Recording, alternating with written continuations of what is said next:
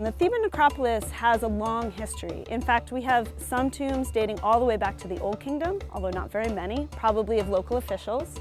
And then it gained importance in the Middle Kingdom because we have, over to the north of us, the temple of Nebhebet-Re-Matuhotep, an early Middle Kingdom king, on which the famous temple of Hatshepsut, Deir el-Bahri, is based.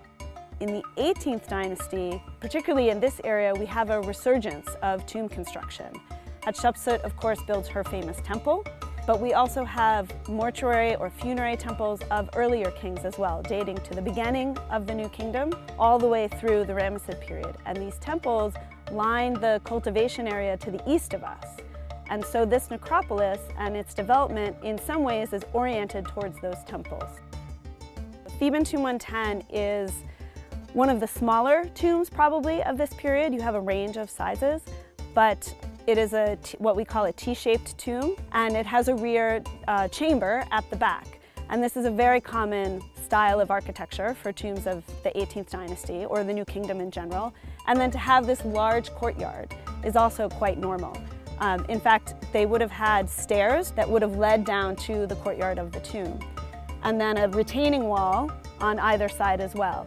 But the fact that you have other tombs in this courtyard, we're reusing this courtyard, and this is also very common. Once a courtyard space has been quarried out, it makes it easy to build another tomb there. When it was originally finished, it would have been, of course, much brighter. It would have been painted. Most of every tomb, the ideal for a finished tomb was to have basically every surface painted, whether it was plaster and paint or stone. This tomb had both carving and painting, but it's not accidental or arbitrary. You learn from working in a tomb that the decisions made tend to have to do with the actual condition of the tomb, of the stone, of the situation. So one of the things about this tomb, which is incredibly common in the necropolis, is that these tombs were used and reused over extensive periods of time. So even in ancient times, they could turn into homes, or they could turn into storage areas for homes that were built in the front. In fact, when they excavated the courtyard of Jehudi, they found Coptic homes, they found late period homes as well. So this whole courtyard space and the tomb itself has been used continuously for different purposes over time.